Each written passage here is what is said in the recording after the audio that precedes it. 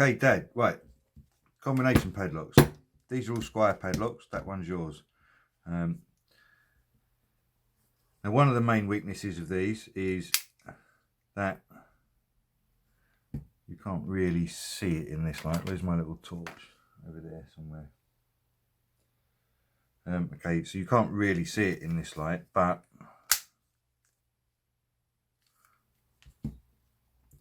so what we've got inside here is this particular mechanism. Is you've got two actuators, sprung load actuators, that sit across the top, that sit like that, and the end of each sits into those indents in there. They're spring loaded. They're operated by a push rod actuator, which is pushed through from the button there. Push the push rod in, two poles are withdrawn, lock springs out. However, because these are not ball bearing retentions, they are two metal pulls, they are susceptible to what is called a shim attack, which is basically two little thin U-shaped pieces of metal, one on this side, one on this side. You slide them down in, made of similar metal to this, so it's, how well you can see that, so it's very, very thin, but surprisingly strong when it's put into a flat small space. Slide it down in there, turn the two of them round, and that will just pop open like that. That just completely bypasses the combination mechanism. So inherently they're not particularly secure padlocks anyway. Even this one, which is a 5-number combination Borum hardened shackle, quite a secure lock body. The number tumblers are all shielded, so you can't use this tool to get in here and decode them, because they are shielded. And it kind of just undermines the whole point of having Borum hardened shackles and secure lock bodies when you can just bypass the locking mechanism. Next side, that side rather, next thing is the combination. Now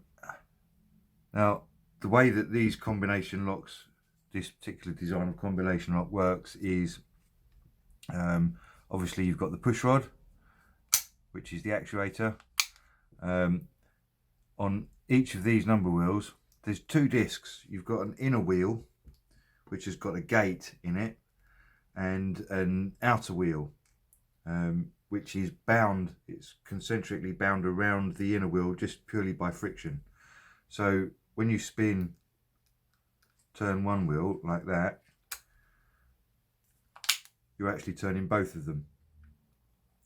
When the lock is open, the inner wheel is bound, and so if you put enough force on the outer wheel, you'll turn it, and that's all this pin does. That just gives you a bit of leverage to turn that. So if you can see that currently, like, each gate on the inner wheel is lined up with the number on the outer wheel. So when the lock is closed, the inner wheel is not bound up, so the tension between the two wheels will move them. So when you move the outer wheel one click, the inner wheel's moved one click. That now won't open because that number is wrong. Moving that back there lines up the gate on the inner wheel, lock pops open. But while that's open, if I change that, either by putting pressure on my fingers or just using the leverage on this little bar to turn it. So what I've done there now is I've moved over the outer wheel one click, so it changes the number that's displayed, but because the inner wheel is bound by friction, it hasn't moved. So the gate was lined up with the 9 previously, now it's lined up with the 0. When you close that, that releases the friction, put it back to 9, which is the old number, and it won't go because the gate on the inner wheel is now lined up with the 0, which is there. So that is all that's happened on this lock. You had your code in it and it was open, and then while it was open, either through somebody turning it with their fingers or somebody playing with it with that or anything else, but the numbers have been changed while the lock was open. And then when you've snapped it back closed and you've done that, you've lost your, you don't know what you've set the number to. But the reason that was difficult to decode what the number was because it wasn't even actually set to a number. It was set, as you saw, between the halfway number. It was halfway around, so the gates inside weren't actually lining up with anything. So I was looking for a number to line it up with, and it wasn't lining up with a number. It was between the numbers. So that's what you've done.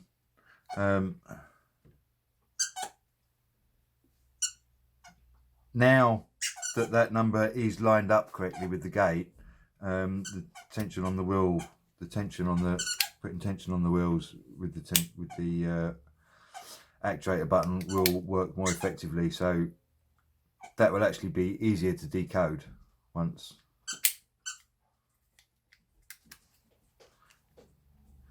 So there you are, that's all back.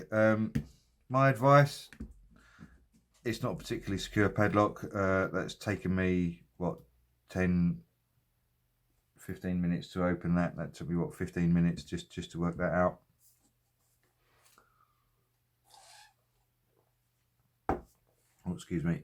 Right, yeah, that took me 15 minutes to work that out. With the numbers on the gates lined up properly like they are now, probably have done it in about 5. But yeah, there you go.